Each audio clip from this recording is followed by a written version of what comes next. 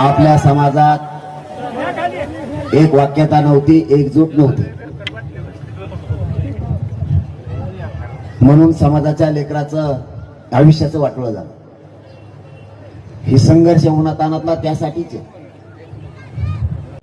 आपल्या पिढ्या गेल्या, पण आता पुढची पिढी आपली बर्बाद होता कामा नाही, म्हणून ही संघर्ष चालू आहे. आणि आपल्याला भाजावं लागणाऱ्या उन्हात आपण तळल्याशिवाय आपल्या लेकराला सुखी समाधानाचे दिवस नाही येणार. मायबापाव, समाज इतका पेटून उठला, इतकं राज्य ढवळून निघालंय, आता कोणाला रोखायला तयार नाहीये, कारण चुकच तशी झाली. आमच्या वाटाला जायला नको होतं, आमच्या वाटेवरती आले. आमचा आणि त्यांचा काही संबंध नसताना माझ्या गोरगरिबांच्या लेकराबाळाचा वाटोळा करण्याचा विडा त्यांनी उचलला. मायबापावर मी कधी चुकीचं माझ्या समाजाला सांगत नाही. मी एखाद्या वेळेस फाशी घेऊन मरण, पण माझ्या समाजाला खोटं सांगणार नाही. माझ्या समाजाचा माझ्यावरती विश्वास असणारा मी गमावणार नाहीये. जातवान मराठ्यांचं रक्त आहे माझं, कधीही तुमच्याशी गद्दार होणार नाहीये. मी जाणून बुजून कधी कोणावरती आरोप करत नाही, पण माझ्या समाजाचा झालेला अपमान, त्याला दिलेला त्रास मला सहन नाही होत. बरोबर. शेवटी आयुष्य म्हणजे नेमकं काय असतं? आपण आयुष्यात येऊन फक्त आपले लेकरच मोठे करायचे आणि आपला संसारच मोठा करायचा असं नाहीये. आजूबाजूच्या समाजाच्या लेकराला, लेकीबाळीला वेदना किती, त्याला दुःख किती बघण्याचं काम आपलं आहे. आणि मराठ्यांवरती नेमके तेच संस्कार घडले. माझ्या समाजाला जर होळ परत असेल कुणी, माझ्या समाजावरती जाणून बुजून अन्याय करणार असाल, तर मी नाही का बसू शकत. काहीही कारण नसताना माझा साधा प्रश्न आहे सरकारला, मराठे तुम्हाला जर सत्तेवर बसवते तर आमच्या प्रश्नाचे उत्तर द्या ना. आमचं फडणवीस साहेबांना म्हणणं आहे आणि एकनाथ शिंदे साहेबांना म्हणणं आहे, तुमच्या बावनकुळ्याने आमच्या नोंदी रद्द केल्या, काय केल्या याचं उत्तर द्या.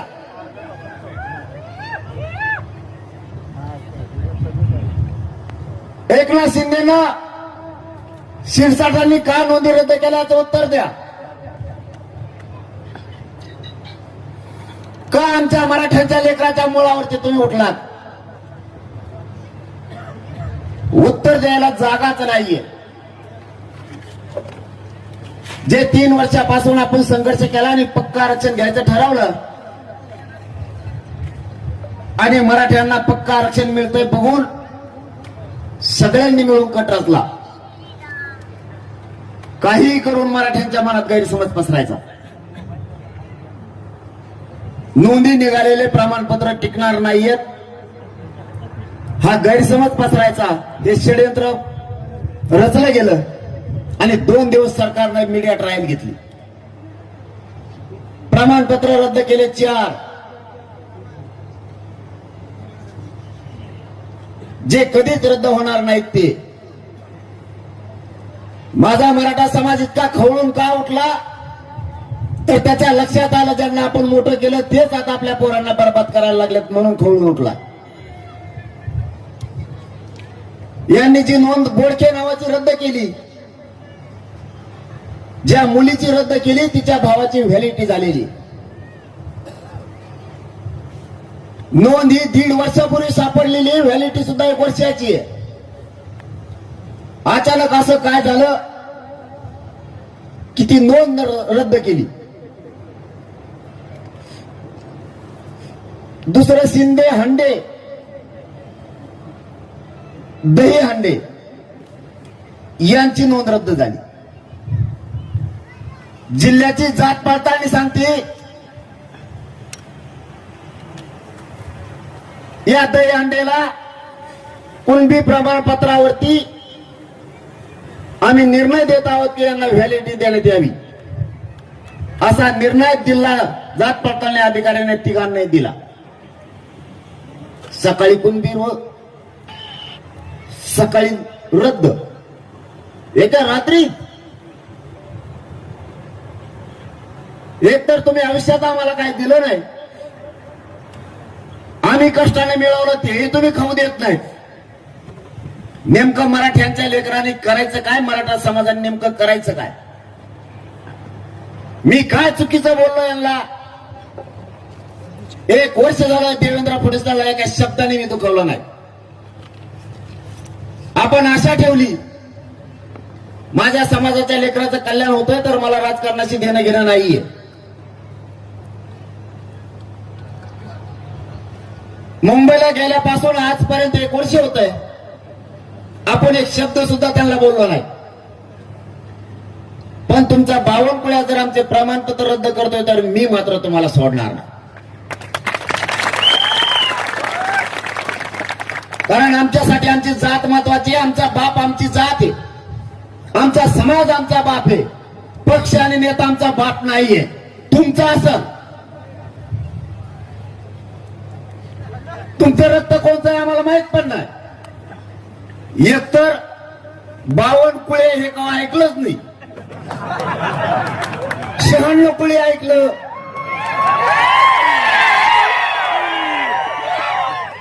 हे 52 कुळे कुंकण असतंय काय माहित. हे एकाएकीच कोणचं कुळ निघलंय, मुळ्यात ऐकलंय बा,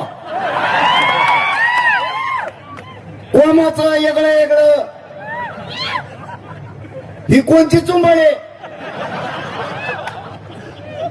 असा प्राणी चित्र दिसतो, तोंड वेगळं, मागून बघितलं तरी सपाट, पुढून बघितलं तरी सपाट. ती पूर्वी एक हडप्पा संस्कृती होती बघा, मोहनजोदडो, त्यांच्यापेक्षा बेकार. बिचारीने त्याच्या माऊलीनं आईनं लहानपणी त्याला दूध फुकून पाजिलं नाही काय माहित, तसंच पोळलं त्याला, एवढं मोठं झाले त्याचे.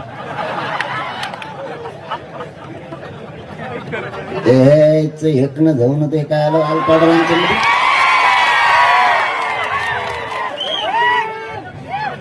तुला सोडित नाही भाऊ मी.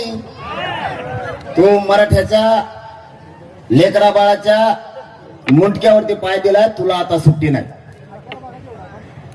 शिल्प बघितलं का तुम्ही अजिंठा लेणीचं? असा दिसतो वेगळाच दिसतोय, कोणत्याच मापात नाही. तो हा देवारा करणार मी, आणि तो यामुळे फडणवीसचा सुद्धा करणार. नाही तर मग चूक सुधारायची, नाही तर मग चूक सुधारायची. उदय सामंत साहेब म्हणलेत बघा, आम्ही आमची चूक सुधारत आहोत. ओके, म्हणजे भातावर वरण टाकल्यावर आम्ही आमचे सुधारण्यास तयार आहोत. म्हणलं ओके. तसंच फडणवीसांनी सुद्धा त्यांची चूक सुधाराव, आम्हाला राजकारणाशी देणं घेणं नाही. पण नाही सुधरले रे बाबा. आता सामना मराठा संघ आहे, सामना मराठा संघ आहे, जमून होणार आहे. आता यांचं ना मस्तीच उतरायची आपल्याला एकदा. होऊन द्या ते जे होईल ते होईल. यांनी काय केलंय, कुणाला बेजार करून टाकले, शेतकऱ्याला बेजार केलंय. कोणाच्या मागे ती ईडी लावते, ती कुंकून आणली करून येड्या गाडीची, लगेच भाजपमध्ये व्हा. दुसऱ्या सकाळीच माणूस. आमच्या तिकडे एक जणांनी फॉर्म भरला होता. आता ते 3 जिल्ह्याची निवडणूक होती ना, त्यात एक जणांनी फॉर्म भरला आणि नुसतं गाडी पिशी झालं, पायऱ्या उतरून. त्याला खाली उतरत त्याचा ड्रायव्हर जवळ नोटीस होती, तुमच्या कारखान्याची चौकशी का करण्यात येऊ नये. तिथूनच माघारी गेला आणि का फॉर्मच काढून आला. यांच्या डोक्यात माझ आहे, माझ.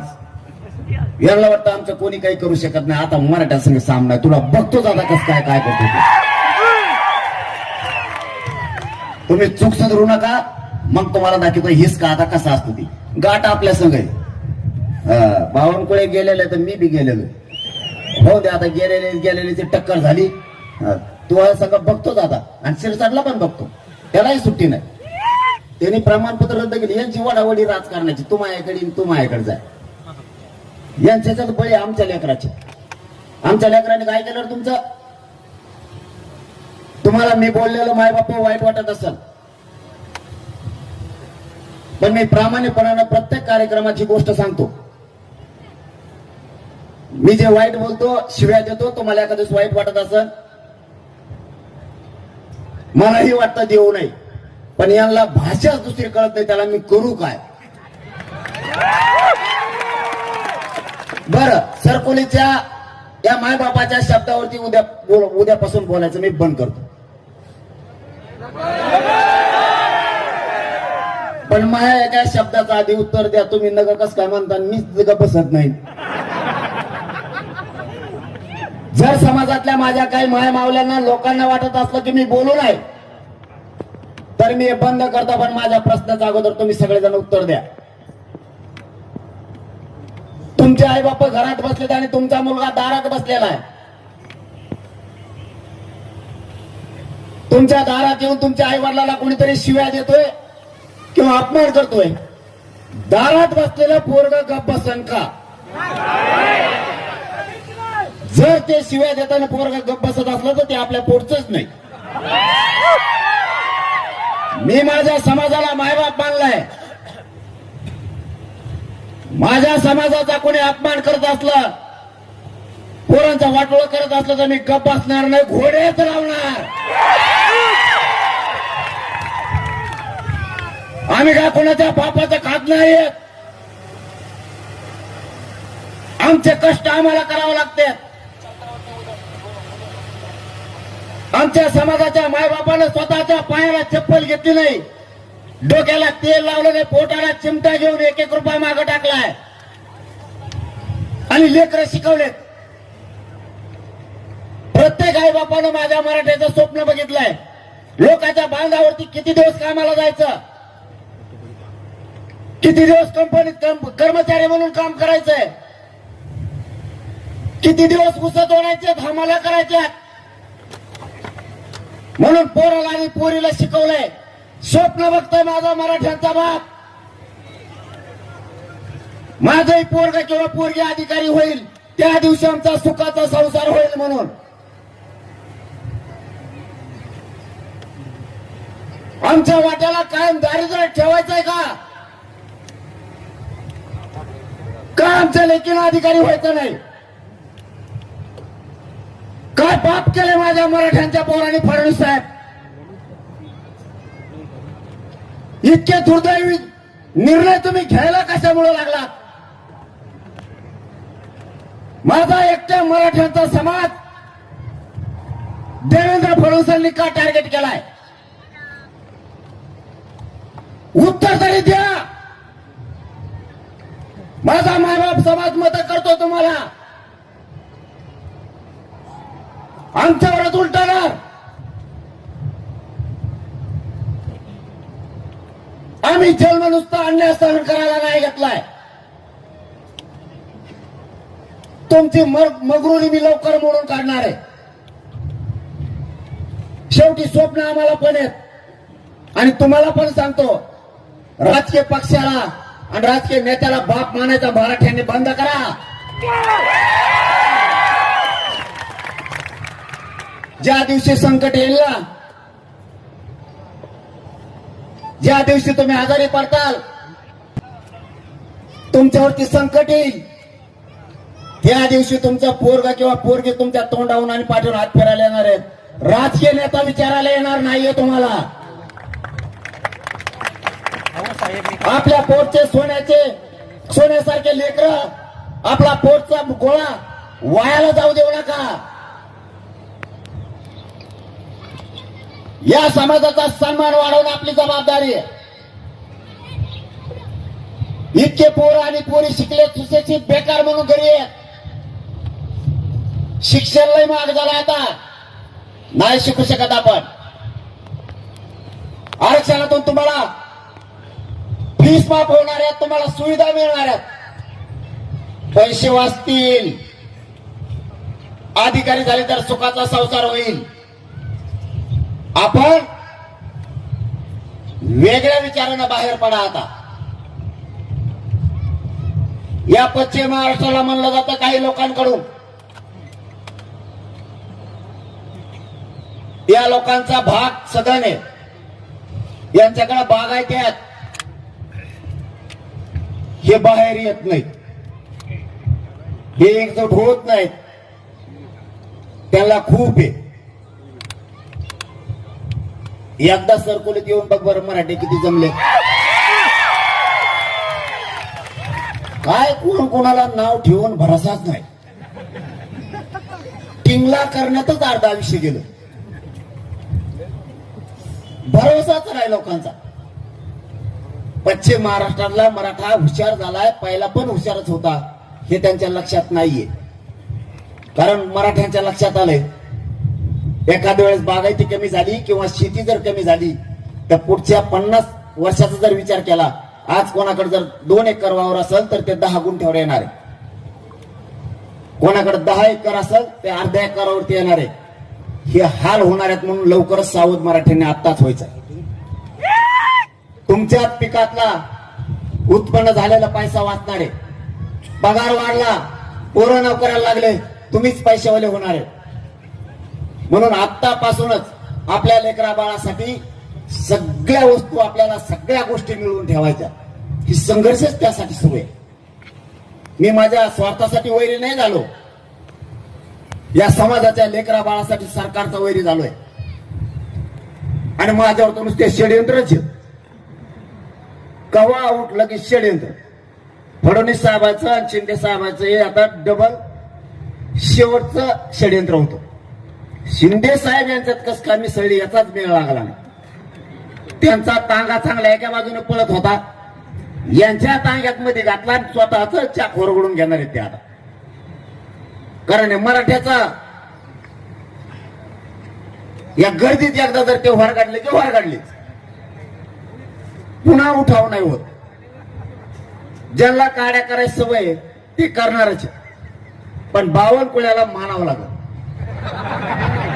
हो ना यार, त्याला मानावं लागलं. त्यांनी देवेंद्र फडणवीस पुरा अडचणीत आणला.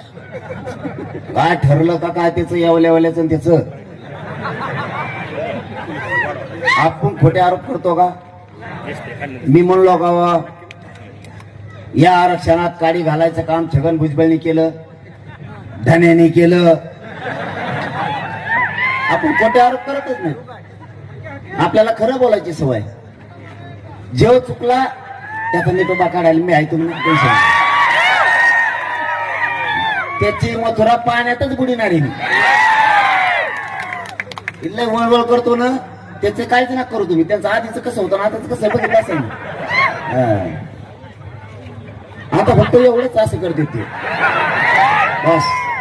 2दा-3दा हाली देत हाय का, त्यात मला त्यातून वरून बघत लावला कशाला ते करतो मी. त्याचा जन्म सध्या सोडून दे, ते चिल्लर झाला आपल्या पुढं आता.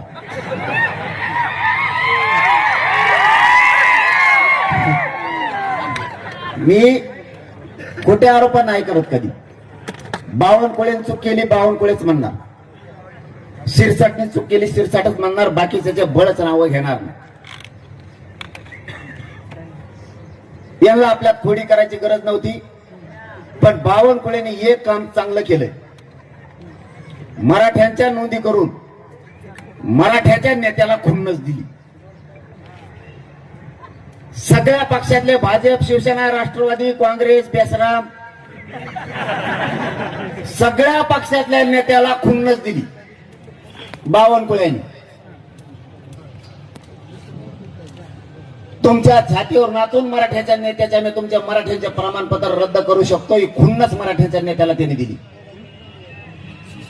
मराठ्याच्या नेत्यांनी सुद्धा मराठ्याचं रक्त असल्यासारखं अजिबात वागू नये. एखादा गारीगार ऐकणाऱ्याचं रक्त असल्यासारखं वागावं. बावनकुळ्याने दाखवून दिलं मी मराठ्यांचं वाटोळं करू शकतो, बरबादी करू शकतो, आणि करून पण दाखवलं. छाती ठोकून सांगतोय मराठ्यांच्या नेत्याला, तुमच्या डोळ्या देखता मी मराठ्यांच्या पोरांच्या अन्नात माती काढली, विष काढलाय म्हणून. पण आमची सगळ्या मराठ्यांचा आग्रह आहे, मराठ्याच्या एकाही नेत्यानं याच्यावर बोलू नये, मजा बघावी. अजिबात बोलू नका. जितकं मराठ्यांच्या लेकीबाळीचं लेकरा बाळाचं वाटलं होईल ते उघड्या डोळ्याने बघा.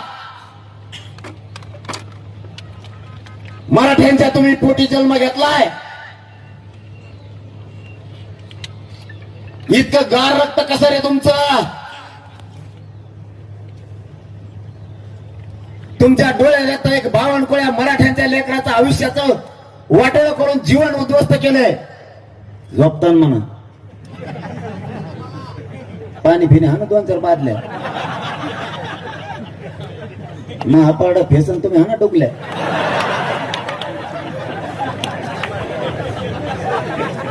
लयच अवघड कला आहे हो.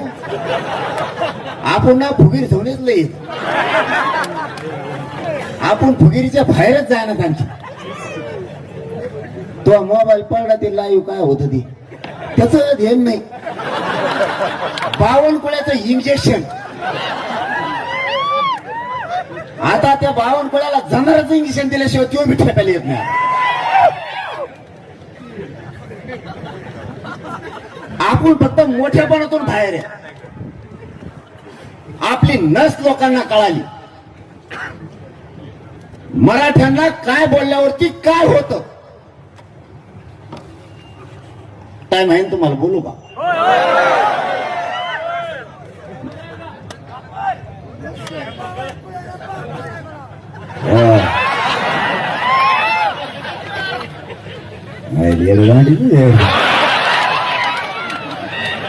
बोल मला रातभर ढुईच. आणि तिकडे मराठी अख्खं वातावरण राज्यात उसळलंय. त्यांच्याकडे काय जाऊ रात्रीची ते माड्याची बैठक दुपारात 3 वाजता होती 1:30 वाजता केली रातची. जातो मराठी मला बी अभिमान वाटतो. एक बी उठला नाही. जातीत जन्माव तर असल्या मराठ्यांच्या जातीत जन्माव काड्या करणाऱ्याच्या जातीत नाही जन्मायचा. काय करायचं ते समोरासमोर करायचं. हे छत्रपतींचे विचार. नीतीच्या डोक्यात घेऊन मराठा नाही जगात. आपल्याला आता बदलायचं. आधी जात नंतर पक्ष. बाप जातीला मानायचं समाजाला मानायचं नेत्याला आणि पक्षाला नाही. तुम्ही अवश्य सगळ्या पक्षात राहा.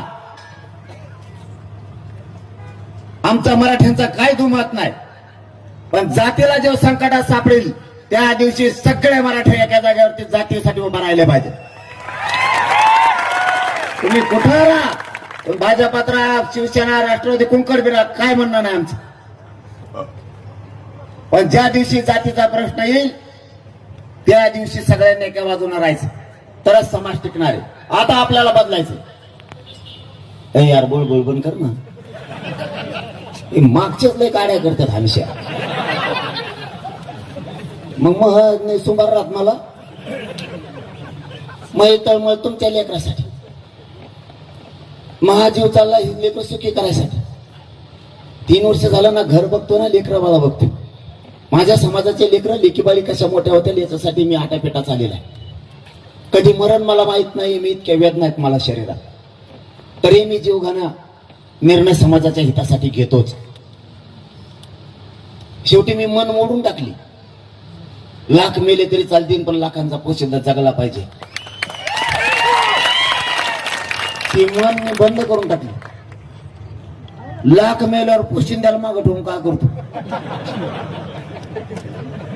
हागंदरी उठला ढोकू त्याला माग. एक मेला तरी चालन पण करोडो लेकर सुखी झाले पाहिजेत या विचारानं आपल्याला चालावं लागणार आहे. मी माझी जीवाची बाजी लावून संघर्ष करतो. रक्त जातो रात्रंदिवस. समाजाच्या वेदना हाला अपेक्षा नाही सहन होत. एखाद्या 10-5 हजार कमी पडले तर 50 जणांच्या उमरेचे जावं लागतात. आपल्या आई बापाला जरा डोके चालून बघा. मराठी डोके ठेपायला ना जरा. 10 जणाला विचारून व्याजानं पैसे काढून पोरग किंवा पोरगी शिकावं लागते. आणि नोकरीने लागलं तर उभं आयुष्याचं उद्ध्वस्त होऊन जात. 1% हुकलं तर पोरग घरापर्यंत रडत येत आहे. आपल्यात काही म्हणणारे आहेत की आपल्याकडे भरपूर आहे कधी उडण माहीत होणार नाही लय मस्तीत राहू नको. रावण बी असाच म्हणत होता, माझ्याजवळ लय होतो, बायको नाही सापडली, पोरग नाही सापड. मस्तीच्या बाहेर येऊयात, युग खूप बदललाय. लोक जगाच्या प्रवाहाप्रमाणे वागायला लागलेत. आपल्याला पण बदलावं लागणार आहे. लोकांनी आपली नस ओळखली. एक तर आपल्याला चांगलं कोणी सांगत नाही. आपल्याला जुनं आठवण करून देणारी संख्या लई मोठी आहे, बावनकुळ्यासारखी. चांगलं कोणी सांगतच नाही. आपल्याला पुरे विचार बदल करावा लागणार आहे. आपल्याला लोक फुगिणारे नाहीये. इथून पुढे मराठ्यांनी फुगायचं नाही, फुगीर वागायचं नाही. पैशावर व्हायचं कष्ट करून, मग शांत साथ इन करून गोगललो निंदायचं. रात्रंदिवस आई बापा संग शेतात कष्ट करू लागायचे. मिळेल ती नोकरी करायची, लागल ती व्यवसाय करायचा, चिकाटीना करायचा. 2-3 दिवस हॉटेल टाकीत, 15 दिवसांनी बंद. गेला म्हणले साहेबाच्या प्रचाराला. पॉम्पलेट चिटकायला कोणीच नव्हते. साहेब मायाला परिवारातले जवळचे. साहेबामुळे मला जावंच लागतं. साहेबाची मान खाली होता कामा नाही. आणि याचे आई बापा मेले शेतात कामं करू करू, आणि याला साहेबाची मान खाली नेऊन द्यायची. साहेब याला इचिरित नाही. एखाद बारका 150-150 रुपये प्यायला देत असेल, त्याच्यावर त्या 150 सगळ्या गावाला विषय देत येते. आपल्याला आपल्या विचारात बदल करावा लागेल. कष्ट करायचा शिका. स्वाभिमानी समाज बना. आपल्याला फुगीत येत. एखादा आपल्याला पाटील म्हणलं, याने 150 कप चहा सांगितला, फुगीर जाऊ नये. त्याला मला मुतपी ना तिकडे जाऊन चहा नाही सांगत, काहीच नाही सांगत. कवर वायर घालता रे समाज. या माय माऊलीच्या डोळ्यात पाणी आणायचे जबाबदार तुम्ही आहे. यांनी राब शेतात राबवून तुम्हाला मोठं केलंय, पैसे कमवले. तुम्ही दारू प्यायला लागलात, लोकांच्या मागे हिंडायला लागलात, काहीच काम करण्यात. या माय माऊलीच्या डोळ्यात तुमच्यामुळं पाणी आहे. आपल्या आईच्या बापाच्या डोळ्यात जर पाणी येणार असलं तर आपण कोणत्या वंशात? आणि काम करायची, कष्ट करायची लाज काय? कुणी काही पण फुगित. इकडून तिकडून मराठा बदलायचा अंदाज दिसला, लगेच मित्र आपल्याला चिटकतो. बावनकुळ्यासारखा. मराठ्याचे वाद थोडे कमी व्हायचा अंदाज दिसला की बावनकुळ्या आला. हडप्पा, मोहनजोदडो इतिहासात होता बघ एक धडा. एवढंच दिसायला हुकूडलो का मराठ्याचं जुळायला लागलं. हळूच देण्यात आणून देणार. तुपल्या आजाला त्या टायमाला यांनी 5 मतांनी पाडिलं होतं. खरीच कुठं कुठे मराठी सुरू. हे बावनकुळ्यासारखे मित्र आहेत आपल्याला. उंचिक मराठे एकत्र यायला लागले. तुपल्या आजीला आणि तुपल्या आईला त्याने लग्नाला बोलिलंच नाही. बोलिलं त्या टायमाला कुकूच नाही लावलं. आपण भांडारा ओढून नकून लावून देते रे कुकू. साध्या साध्या कारणानं आपले घर तुटले. जी बांध फोडायला नाही पाहिजे तोच बांध नेमका आपण फोडणार. 1 एकर जास्त घेणार. बांध फोडून 3-4 लाख रुपये तिकडे घालण्यापेक्षा परत वरून म्हणणार माळावरचं गेलं तरी हरकत नाही, पण याची जिरायचीच. म्हणजे माळावरचं गेलं आणि याचीही जिरली नाही. आपण ज्या खोडी आहेत ना त्या पुऱ्या बंद करा. समाजाला हिताच्या गोष्टी द्या. समाज उंचीवर न्यायचा असला, त्याची प्रतिष्ठा कमी होऊ द्यायची नसली, आपल्याला बदलावं लागणार आहे. एकामेकाच्या बांधा नाही फोडायचे. 5-5 पिढ्याचं वैर झालंय आपलं. बोलाना सुद्धा त्या बांधा पाहिजे. बांधाचे भांडणं करायचे नाही. आणि आणखीन एक काम, दारू कोणी पेजवू नका. आवडला लय उंबले दांडगी मला येण्यात कधी ते गोड बोलून खाली उतरी देत. चला चला थोडं जायचं, मलाच होरगडी देत. आणि बाजूला सारखं सारखं तेच म्हणतात आणि मलाच तुडी देत.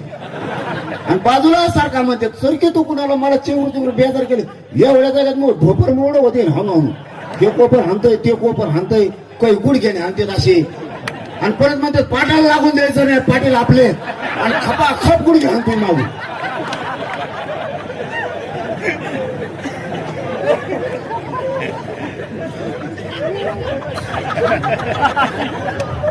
बावन कोया तुला जर हे गुडघे लागले तर काय होईल लय चावताळेत मराठी आता मला गुडघेऊन कळालंय किती चावताळे दंडुक जर उचललं तर मोडूच तर सोडीत नाही आता मला इमानदारीने सांगा खोटं बोलायचं नाही ते बरोबर नाही दुसरं विचारवले एकाने खोटं बोलायचं नाही मी समाजाला खोटं बोलत नाही तुम्हाला मायबाप मानलेला आहे इथं दारू कोण कोण पितो वर हात करा बरं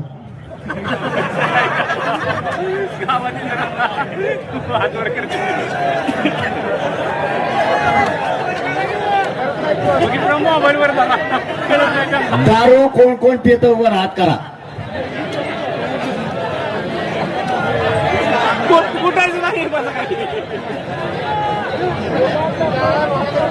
इकडं हातावर नाही झाले याचा अर्थ लय मेंबर दिसते तो इकडे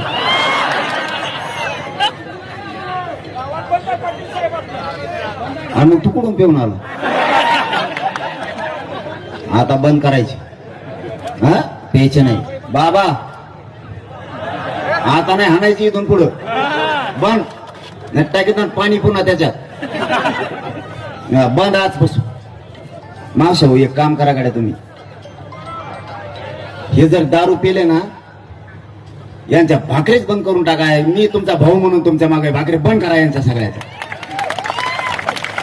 तवाय ठेपेल इथे लाजा धरू आपण थोड्या हे बघा सोन्यासारखे लेकरं तुमच्या घरी आहेत ज्यावेळेस बाप घराच्या बाहेर जातो ना लेकराला माहित नाही संध्याकाळी येताना बाप कसा येणार पाहुण्या रावळे लय नाव ठेवतात आपल्यावर हसणारे लई आहेत उगाच व्यसनाच्या आरी जाऊन समाजाने तुमचं कुटुंब नका बरबाद करू माझ्या काय बापाची पेत नाही येत तुम्ही तुमच्याच पासून लोक तुटतेत इज्जतीचा पंचनामा करू नका दारू फिरू ह्या गोष्टी बंद करून टाका सगळ्या आणि आपल्या महाराष्ट्रातल्या आरक्षणातल्या सगळ्या नोंदी आपल्याला मिळवायच्या 58 लाख नोंदीचे प्रमाणपत्र घेतल्याशिवाय आता 29 ऑगस्टला माघार घ्यायची नाहीये आणि त्यांच्या नेमकं ते डोक्यात आलंय की यांनी पक्का आरक्षण द्यायचं ठरवलंय म्हणून हे मागचं 4 दिवस जे 4 नोंदी रद्द केल्या ना त्याचं मूळ कारण ती आहे जर 58 लाख नोंदींचे प्रमाणपत्र मराठ्यांना दिले तर 2.5 कोटीपेक्षा जास्त मराठा समाज आरक्षणात जातो आणि एकदा जर मराठा समाज सुधारला तर जगाच्या पाठीवर प्रगत जात म्हणून फक्त मराठ्यांची असणार आहे यांना 58 लाख नोंदीचे प्रमाणपत्र मिळू द्यायचे नाहीत याच्यासाठी गैरसमज मराठ्यात पसरला पण खरंच मी पण नशिबवाने मराठा समाजही नशिबवाने नियती आपल्या मराठा समाजाच्या बाजूने होती म्हणून जमलं यांनी 4 नोंदी रद्द करून मराठा समाजात गैरसमज पसरला की हे प्रमाणपत्र टिकणार नाहीये त्या नोंदी टिकणार नाहीये यांनाच माहित होतं की हेच पक्का आरक्षण आहे 150-200 वर्षापूर्वीच्या नोंदी त्या रद्द नाही करू शकत कारण स्वातंत्र्यपूर्व काळात जे कोणाची जात जनगणना नोंदली होती त्यावेळेस हेतू नव्हता या हेतूमुळं ही जात लावत आहोत असा स्वातंत्र्यपूर्व काळात हेतू नव्हता जी रियालिटी होती जी सत्यता होती ती मांडली गेली होती आता हेतू आहे त्यावेळेस कुणबी नोंद केली गेली पुढे जाऊन आरक्षण मिळणारे कोणालाही माहित नव्हतं ज्या ज्या जातीची जात लिहिली त्यांनाही त्या काळात माहित नव्हतं की पुढे गेल्याच्या नंतर आरक्षण मिळणार आहे सारा वसुली करण्याच्या कारणानं ज्या त्यावेळेस शेती कसणाऱ्याकडं त्या कुंडीलेलं जायचं म्हणजे सारा वसूल करायला त्यांना सोपं जायचं म्हणून यांच्या डोक्यात आलं 58 लाख नोंदी म्हणजे मराठ्यांचं पक्का आरक्षण आणि मी मात्र ते पक्क देण्यासाठी लढतोय. मग यांच्या चलबेचल सुरू झाली. शेवटचा डाव काय टाकायचा तर मराठ्यात गैरसमज पसरायचा. कारण लाखो पोरांनी पोरीने ऍडमिशन कुणबीतून घेतलंय. त्यांच्यात गैरसमज झाला पाहिजे की जर आता ऍडमिशन गेलं, नोकरी गेली, आता करायचं काय. पुरा समाज टेन्शन मध्ये आणायचं ठरवलं होतं. परंतु नियती मराठ्यांच्या बाजूने होती. मला कळालं बावनकुळेंनी पत्र काढले नोंदी रद्द करा म्हणून. मंत्री संविधानाच्या पदावर बसल्याच्या असल्याच्या नंतर कायद्याच्या चौकटीत मंत्र्यांनी काम करायचं असतं. कशाच्या बद्दलची इन्व्हेस्टमेंट आपण करून देतो याच्याकडे बारकाईने लक्ष ठेवावं लागतं. आपण कायद्याच्या चौकटीत बसलोत, आपण कायद्याच्या पदावर बसलोत म्हणून कसलाही निर्णय घ्यायचा नसतो. मूर्खातला मूर्ख मंत्री सुद्धा मराठ्यांचे प्रमाणपत्र रद्द करा म्हणून लिहून देऊ शकत नाही, पत्र नाही काढू शकत. एवढी तरी आम्हाला मराठ्याला बावनकुळे अक्कल आहे. मला कळाले पत्र दिलंय, म्हणलं पत्र इकडे घे. आता अधिकाऱ्याची गुंची अशी झाली, पत्र द्यावा तर सरकार आहे पलीकडून, नाही द्यावा तर यो विचित्र प्राणी, यो काय बोलून भाषा नाही. कारण मी जातीसाठी कोणत्याही टोकाला जाऊ शकतो. मायबापा जातीच्या लेकरा बाळासाठी कोणत्याही टोकाला जाऊ शकतो. पत्र दे म्हणलं, वाक्याचं शाळ मला करू नको. त्या उपजिल्हाधिकाऱ्याने बेन देऊन टाकलं. त्याला वाटलं आता जे होईल ते होईल. तिकडून बावनकुळ्या धवशी तू, इकडून मी ये.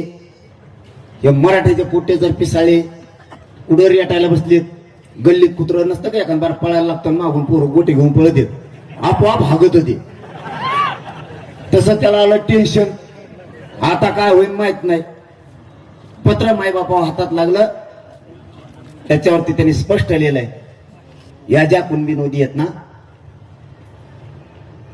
या 5 दिवसाच्या अवैध करण्यात याव्यात. का रे बाबा, माझ्या लेकराचं वाटोळं करायला निघाला तू? काय केलं माझ्या गरीबाच्या लेकरांना? सोन्यासारखे लेकर आमचे, हत्येच्या काळजाच्या पोरं तुम्ही कार्य खचवायला लागलात. तुम्हाला कुणी अधिकार दिला आम्हाला बर्बाद करायचा? इतका जातीवादी बावनकुळे असं कधी वाटलं पण नव्हतं. ते पत्र मी माझ्या समाजासमोर ठेवलं. दुसरी गोष्ट हाती लागली, सरकारी दप्तरात घेतलेले निर्णयाची प्रत जात पडताळणी ऑफिस मधून मिळाली. संभाजीनगरचे, छत्रपती संभाजीनगरचे जे कुणबी प्रमाणपत्र रद्द केले त्याच्या अगोदर निर्णय झालेला आहे, या कुणबी प्रमाणपत्राची व्हॅलिडिटी देण्यात यावी म्हणून. म्हणलं पत्र दाखव. झाली का गुची पुन्हा. तेही पत्र मी माझ्या मराठा समाजाला दिलंय की व्हॅलिड प्रमाणपत्र कुणबीचं देण्यात यावं म्हणून. आणि मग मात्र मराठीचे तळपायाच्या आगमस्तकाला गेले. आणि इतका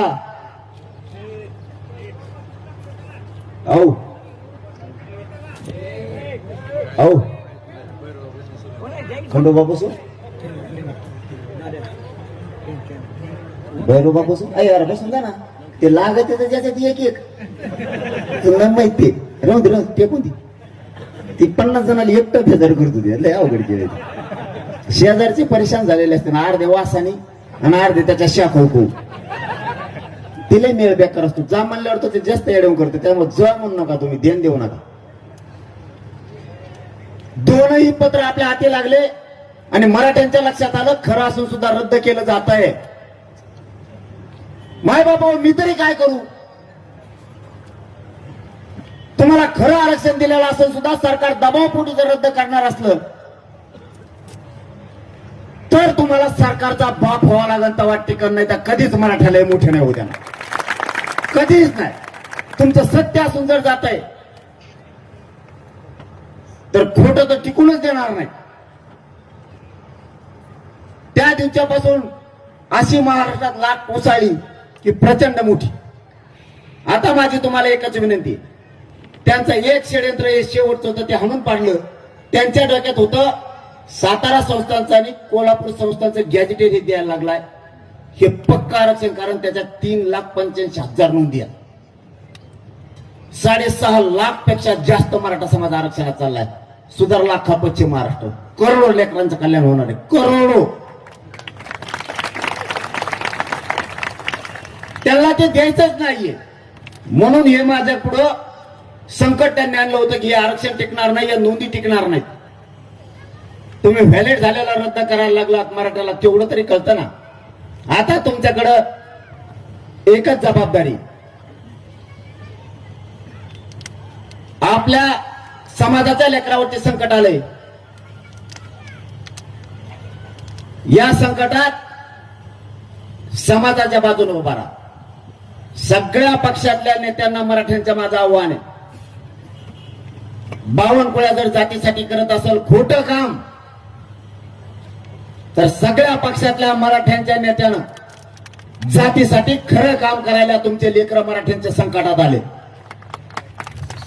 तुम्ही जर मराठ्यांच्या बाजूने उठले नाही तर आम्हाला काही दिवसांना असं म्हणायची वेळ येऊ देऊ नका की तुमचं मराठ्यांचं रक्त आहे का नाही. तुम्हाला खूप जोर जाईल त्याच्यानंतर. सगळ्यात मोठी ताकद मराठ्यांची गरिबाची. तुमचं राजकीय अस्तित्व उद्ध्वस्त करायची ताकद मराठ्यात. हे जे मंत्री जाणून बुजून करायलेत, यांच्या माग सगळ्या मराठ्यांच्या नेत्यांनी लागलं पाहिजे. खोटं तुमच्या डोळ्यात व्यक्त करायला लागला, तुम्ही गप कसकच बसलात. आणि जरी हे गप बसले तरी महाराष्ट्रातल्या मराठ्यांना सांगतो, आपल्या लेकराचं आपल्याला वाटोळं होऊ द्यायचं नाही. 29 ऑगस्टला आंदोलन उभा केलंय. आंतरवालीला शेवटचं निर्णायक आंदोलन करायचं, एकही जी.आर. ठेवायचा नाही, एकही प्रश्न शिल्लक राहता कामा नाही. 58 लाख नोंदीचे प्रमाणपत्र घ्यायचे, त्याशिवाय सरकारला सुट्टी आंदोलनात द्यायची नाही. सातारा संस्थान, कोल्हापूर संस्थान, पुणे आणि औंध या 200-250 वर्षापूर्वीच्या नोंदी आहेत. याचे जी.आर. काढून तातडीनं लागू करायला लावायचे, त्याशिवाय माघार घ्यायची नाही. हैदराबाद गॅझेटियर नुसार सगळे प्रमाणपत्र मराठवाड्याला घ्यायचे, त्याशिवाय सुट्टी द्यायची नाही. महाराष्ट्रातल्या मराठ्यांच्या पोरांवरती जे केसेस झाले त्या सगळ्या मागे घ्यायला लावायचे, तसे शब्द आहेत त्यांचे. आपल्याला यांनी कळीचा मुद्दा एक काढलाय. मराठ्यांच्या पोरांना उद्योजक करायचं ठरवलं. अण्णासाहेब पाटील विकास महामंडळाच्या माध्यमातून पोरांना फायली द्यायची आणि व्यवसायाकडे वळायचं, हा जाणीवपूर्वक कट रचून घाट घातला गेला. लाखो पोरांनी कर्ज उचललं. आज व्याज परतावेच मराठ्यांच्या पोरांचे येत नाही, त्यांचे सिव्हिल खराब व्हायला लागलेत, नरड्याला फाशी लागली त्यांच्या. सगळ्या पोरांचे व्याज परतावे घेतल्याशिवाय यांना आता सुट्टी द्यायची नाही, सगळे पोरं मोकळे करायचे. ओबीसीच्या सगळ्या सोयी सुविधा घेतल्यात आपण जी.आर. काढून. पण राज्यात शिकणारे पोरं, देशांतर्गतचे जेवढे पोरं पोरी आहेत, याला वैद्यकीय पासून सगळ्या क्षेत्रातले सोयी आणि सुविधा आणि सवलती देण्याचा निर्णय आपण त्यावेळेस करायला लावला, पण लागू केला नाही. राज्यातल्या सगळ्या पोरांना सुविधा आणि सोयी द्यायच्या ठरवल्या. एकही प्रश्न सारथीपासून ईडब्ल्यूएस पर्यंत ठेवायचा नाही. आपले मराठ्यांचे पोरं आणि पोरी एससीबीसीतून आणि ईएसबीसीतून नोकऱ्याला लागले होते. कोणी पीएसआय झालं होतं, डीवायएसपी झालं होतं, काहींच्या उपजिल्हाधिकारी म्हणून निवड झाल्या होत्या. या कुठल्याही लेकराला आपल्या घेतलं नाही, आपले अधिकारी झाले असते लेकर. ईडब्ल्यूएस मधून त्या सगळ्या पोरांना बाहेर काढलं यांनी.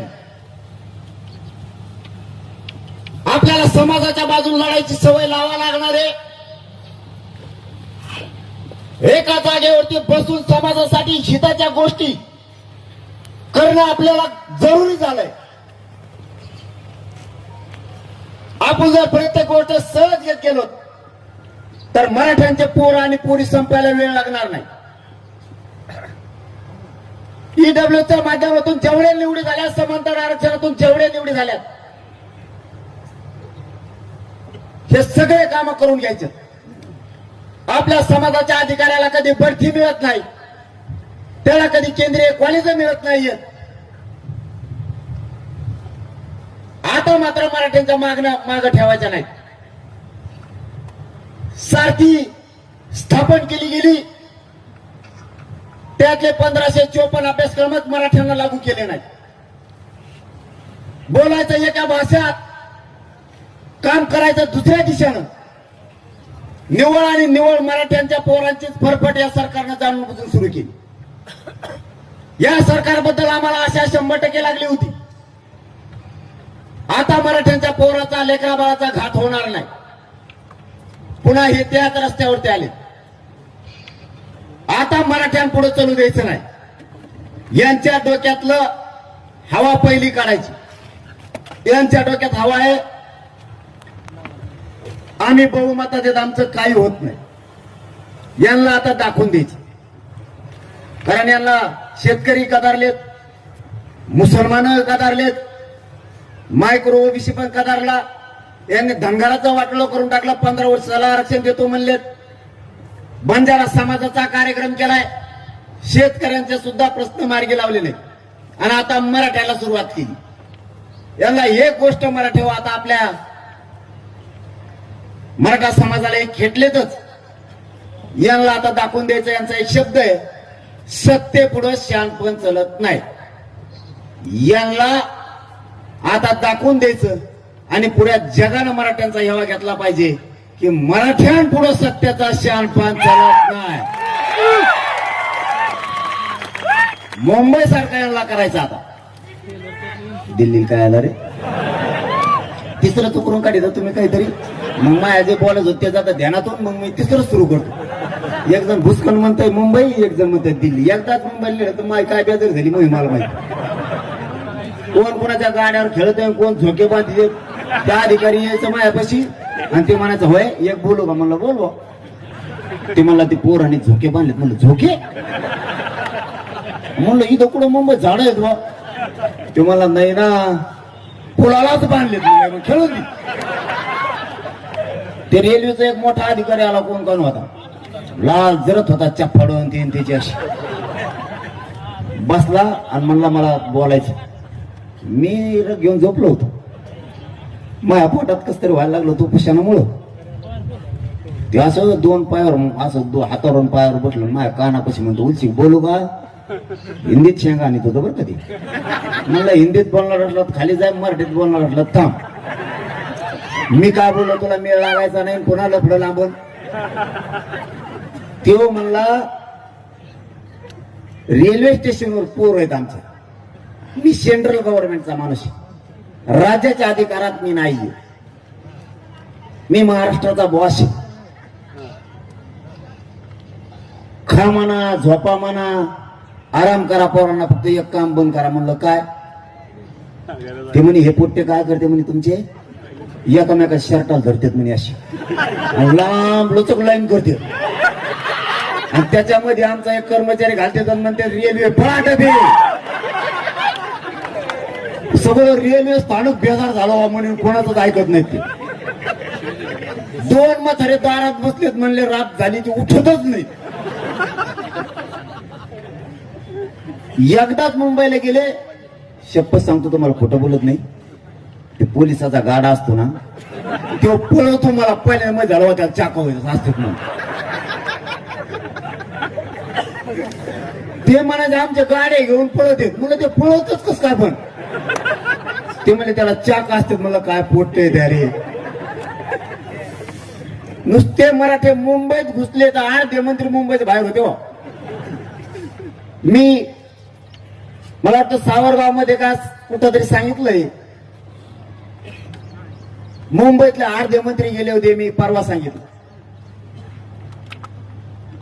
यांच्यात अंतर्गत ठरलं होतं, अजितदादा, शिंदे साहेब आणि फडणवीस साहेब हयात नसणाऱ्या माणसाबद्दल माणसाने कधी खोटं बोलू नाही. दादा समजा आपल्यात नाहीये. यांच्यात ठरलं होतं की दौरे सगळे रद्द, कोणीच दौऱ्यावर जायचं नाही. सगळ्या मंत्र्यांनी मुंबईत आंदोलन आहे तोवर मराठ्याचं थांबायचं यांचं ठरलेलं अंतर्गत. मला झालं माहित, माझ्यावर मराठ्याचे मंत्री आमदार प्रेम करणार येतं. हो ना, त्यावेळेस सांगत होता, आमचं असं असं ठरलं. म्हणलं ओके, तू गप्प बसा, तू नाव नाही घे. मला सांगणार फक्त म्हणजे तो पाय पडतो, नाव घेऊ नको, नाही तर लयच वाजत. अधिकारी माझ्यावर माया करते, कारण मी त्यांच्या लेकरा बाळासाठी लढतो. तेही काय ठरलं हळूच सांगते. यांचं ठरलं मुंबईच्या बाहेर जायचं नाही, पण मराठ्याच्या पोराचा अवतार बघितला. फडणवीस 11 वाजताच नागपूर. शिंदे साहेब आले, म्हणले फडणवीस साहेब कुठे गेले? ते म्हणले नागपूर. ते म्हणले दौरे तर कोणाच येत नाही, नागपूरला काय गेले? ते म्हणले काय माहिती, अंतर्गत काही असण्याची शक्यता आहे. ठीक आहे म्हणले. ते म्हणले मी चाललो मग दरेगावला. शिंदे साहेब फरार. खोटं बोलत असलो ना तर लोकेशन काढा त्यांची. अजित दादा आले, अरे ते म्हणले फडणवीस साहेब एकनाथ शिंदे साहेब कुठे? ते म्हणले ते गेले दरेगावला नागपूरला. आणि ते म्हणले मला रट्टे काल ठेवलं काय एकट्या लिहित. मी बी चाललो म्हणले मग तिकडे पुण्याला. सगळे बाहेर. बावनकुळ्या, मराठ्याचा नाद करू नको, तुला गाडी सुद्धा बसून द्यायची ना तुला हुरळ कळत नसेल, हुरळ कशाला म्हणते? एका माग लागणार तुला कास सुद्धा खाली नाही करून द्यायची. गल्लीतून सुद्धा पायाला जागा नाही. पुन्हा नादी लागू नको बर का, चूक सुधरे हो. माझ्या समाजाच्या लेकरा बाळाचं वाटोळ करायचा अधिकार तुला नाहीये, सावध होय. इतका पापी वागू नको, पातक तुझ्या डोक्यावर घेऊ नको बावनकुळ्या. माझ्या समाजानं लय खस्ता खाल्ला त्या जगासाठी. या देशाचा अन्याय बंद व्हावा म्हणून माझ्या मराठ्यांनी रक्त सांडलंय. मराठ्यांची जात सोपी नाही. अफगाणिस्तानापर्यंत हानीत गेलेली आहे. इतके हानीत होते, हाणायचं संपलं तरी हानीतच होते. पुढे गेल्यावर त्यांना कोणतरी म्हणलं इकडे अफगाणिस्तान लागलंय, मग पानिपतला येऊन हरियाणाला थांबले. म्हणले जर माघारी आले तर पुन्हा एकदा कुटू. तिथंच राहिले. ते आपलेच भाव आहेत ते महाराष्ट्रातले. तू आमचा नाद न करू. तू 52च कुळात येते, कुळाच नाही जगात. आम्ही 96 कुळाचे लोक आहेत. तू सुधार. फटक्यात जर सापडा ना लाई कुंभा लागतो यांचा. डोकं टॅप्या ठेवून काम कर. मराठ्यांचं वाटोळं होऊ देऊ नका. जातीचा उपकार मानायचा शिका. समाजाचा उपकार कधीच विसरायचा नाही. पुढच्या काळात कायम एकजूट राहायचं. समाजाला खाली मान घालून जगावं लागणार असं एक पाऊल आपण उचलायचं नाही. तुमच्या आणि माझ्या सगळ्यांवरती जबाबदारी आहे. समाज मोठा करायची, समाजाचे लेकरं सुखी समाधानी करायचे, सगळ्यांवरती जबाबदारी आहे. जबाबदारी पार पाडायची तरच पुढच्या पिढ्या जगणाऱ्या नाहीत, जगायच्या नाहीत. सावध व्हा. आणखी वेळ हातातून गेलेली नाही. हातातोंडाला आलेला घास बावनकुळ्यांनी हिसकवण्याचा प्रयत्न केलाय. आपल्या लेकराच्या अन्नात, त्याच्या ताटात विष काढू देऊ नका कुणाला. समाज मोठा माना आणि 29 ऑगस्टची तयारी जोरदार करा. एकाही मराठ्याने घरी राहायचं नाही. मी तिथं जीवाची बाजी लावून लढणार आहे. वेळेप्रसंगी मरण आलं तरी पत्करायला तयार आहे. समाजापेक्षा मोठं मला कोणी नाहीये. समाज मी प्रथम मानलेला आहे. फक्त तुमच्यावरती जबाबदारी. आजपासून सगळ्यांनी पुरा महाराष्ट्र जागा करायचा. आपण आपले मोबाईल चालवायचे, सगळ्या पोस्ट सोडायच्या आणि जेवढे फोन नंबर तुमच्याजवळ आहेत तेवढ्या पाहुण्या रावळ्यांना राज्यातल्या सांगायचं अंतरवालीला एक दिवस का होईना आंदोलनाला फक्त भेट द्यायला जा. मग मी बघतोय कसं काय देत नाहीत. आपण आता यावेळेस पूर्ण ताकदीनं तयारी केली. राज्याची पण तयारी झाली. आता आम्हाला ही तुमची लाट बघून विदर्भातून फोन यायला लागले. आम्ही कुणबी आहेत, आम्हाला आरक्षण आहेत, पण या आमच्या. आम्ही तुमच्या मराठ्यांच्या लेकरा बाळासाठी रडायला तयार आहे. याला म्हणतात मराठ्यांची ताकद आणि जिजाऊंच्या छत्रपतींच्या विचार. लेकरं आणि जात संकटात सापडल्याच्या नंतर कसं धावून जायचं ना, हे मराठ्याकडून शिकावं. त्यासाठी आपल्या मराठ्यांच्या नेत्यावर बी ध्यान ठेवा. कोण कोण येत नाही, कोण घरी राहतो त्या टायमाला मला सांगा फक्त. मी बरोबर कार्यक्रम लावतो. त्याचा लय जणांचा लावलाय मी. बारीक लक्ष ठेवायचं, येतोय का नाही. जीव आपल्यात नाही, जीव आपल्या संकटात पोराच्या संकटाच्या काळात नाही, तेव आपला नाही. जीव आपल्यात आहे, त्याच्या पाठीशी खंबीर राज्यातल्या मराठ्यांनी उभा राहत जायचं, त्याला उघडं पडू द्यायचं नाही. कोणी पण असू दे, पक्ष भिक्ष आपल्याला काय देणं घेणं नाही कोणाचं. जात, मराठा जातच आपल्यासाठी पक्ष आहे. जगाच्या पाठीवर एवढा मोठा बलाढ्य मराठा समाज, याच्यापेक्षा पक्ष मोठा पाहिजे कोणचा. फक्त उद्यापासून तयारी करा. एकाने सुद्धा शांत बसायचं नाही, गावोगावी जाऊन पायटाका घेऊन घराघरातल्या मराठ्यांना सांगायचं आणि आंदोलन मात्र शांततेत करायचं. कुणी जाळपोळ दगडफेक करायची नाही, शांततेत. नुसते मराठे शांततेतच मुंबईत आलती, एका झटक्याच जे झाला. आता काहीच राहिलं नाही, फक्त अंमलबजावण्या करून घ्यायच्या सगळ्या. सगळ्यांनी मात्र आजपासून कामाला लागा. समाजाची जबाबदारी तुमच्या पण खांद्यावरती आहे.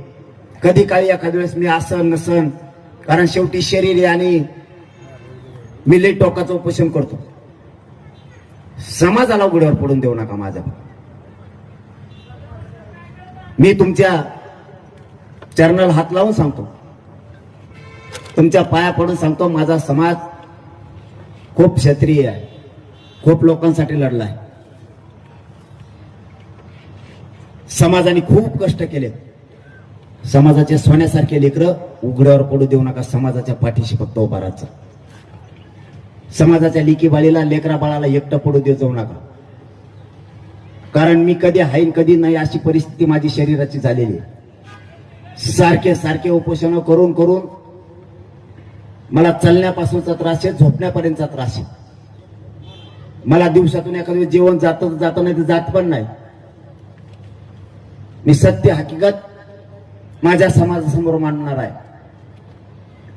कधी समाजाला अर्धवट सोडत जाऊ नका. समाजाकडून काही